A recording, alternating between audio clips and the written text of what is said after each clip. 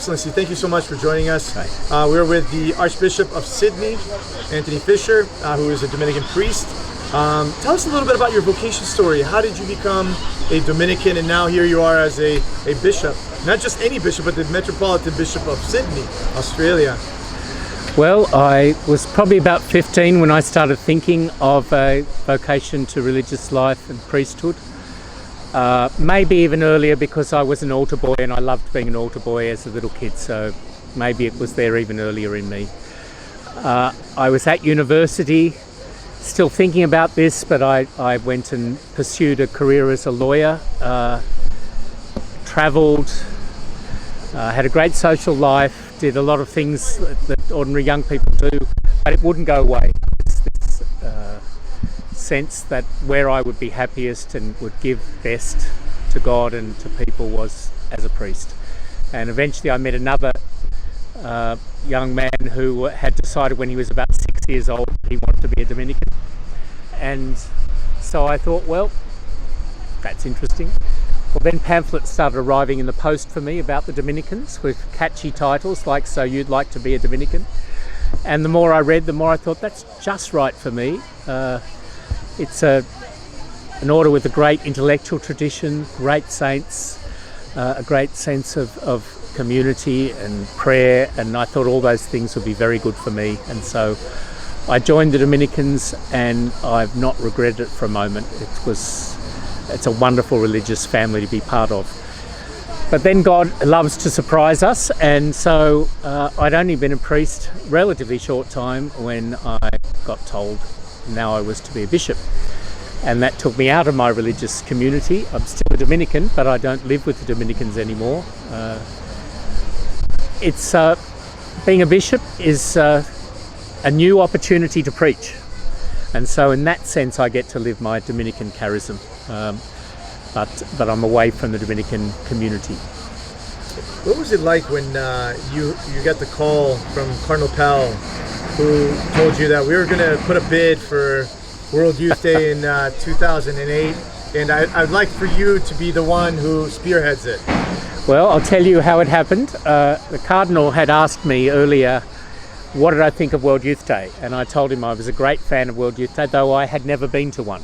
I had volunteered repeatedly and been told, oh, we've got lots of young priests, we don't need an old priest like you. I was in my 30s by then, but we're already too old. And he said, well, how much do you think we should invest in it? How much, it's going to cost a lot. I said, oh, everything. It's no point in having anything if there's no next generation to hand it on to. So I said, yes, absolutely go for it. So then we were at a meeting of the Council of Priests, and he said, I've decided that we're going to bid for World Youth Day, and Bishop Fisher is going to be the coordinator of it. And people tell me that my jaw just hit the table in front of me in astonishment. Having never even been to one, I thought I was pretty safe. But I'd been so enthusiastic, I suppose I had only myself to blame. And every young person I knew who had been to a World Youth Day, it had done them so much good. So many vocations to priesthood, religious life, to married life. So many fine young people serving in the world today. Something happened to them at one of the World Youth Days, and it came to Australia. I got to do the organisation, which is the biggest thing I'll ever do in my life. It was huge, but it was so good for our country, so good for our young people, and to this day we're still getting vocations of different kinds from our World Youth Day 15 years ago. People that say it was back then I first started thinking about where God fit into my life and my life fit into God, and it's still bringing many fruits for our country, as I know it has ever since Denver happened in the United States and in other countries that it's been to since. It will do great things for the people of Portugal. And Portugal's going through a hard time at the moment because they've just had the revelations of a child abuse crisis way back, but now it's become public. There's a lot of, all of us are recovering from the COVID times and trying to get people back to church, back to their love of the Eucharist and the church community. I think for Portugal, this will be the medicine exactly that they need at this time to give people a real dose of hope and faith and youthful idealism. And what is the greatest aspiration that you have for young people today, especially not just the Australians, but young people around the world? Because you played a huge role, by the way, in the presence of the Synod on the Youth back in 2018, I want to say. Mm-hmm. And then the document that our Holy Father Pope Francis wrote on Christus Vivit, which was a follow-up of that. Being part of that, and then now being here in Lisbon, can you tell us a little bit about how you feel about the greatest hope that the Church has for young people? And not only that, but also the presence of being here in Lisbon, relaunching World Youth Day after this period of time as well. I think that the world has changed quite a lot from when John Paul invented World Youth Day. And you might wonder, is that pastoral strategy still going to work?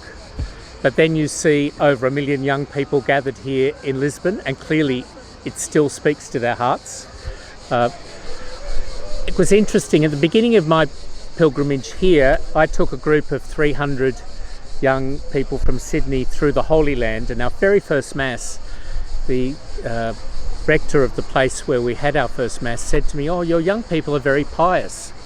And I said to him, "Brother, these days with young people, they're either full on like that or they're atheists. There's no in between anymore. There's no kind of lukewarm, a bit Christian but a bit agnostic and a bit."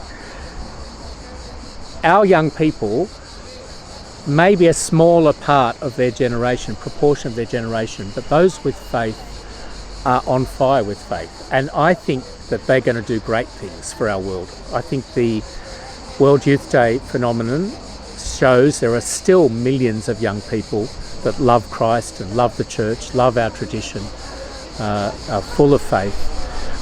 But I think probably 30 years on and more since our first World Youth Day, they're more serious about it because they've really had to make a choice. They're not carried by the culture anymore. They're not even necessarily carried by their family or their parish or their school. And so if they've chosen for Christ, if they have faith and they have taken that to heart, I think they're going to be more full-on Catholics than a lot of us were back 30 years ago, 40 years ago when World Youth Day was being invented. And so I've got great confidence in these young people. I think they will do great things for the Church and for God. But they're going to be swimming against the tide of a lot of other things going on in our culture at the moment. Here in Portugal certainly, but right around the world at the moment. So they're going to have to be brave. They're going to have to be young women and men of courage as well as faith. It's easy to have faith and hide at home, saying your prayers and being close to God.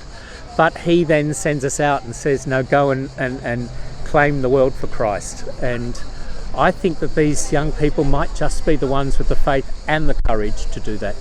That's beautiful. Thank you so much, Archbishop. Thank you for your kind words and beautiful aspiration for young people, especially in our culture today. Great to talk to you.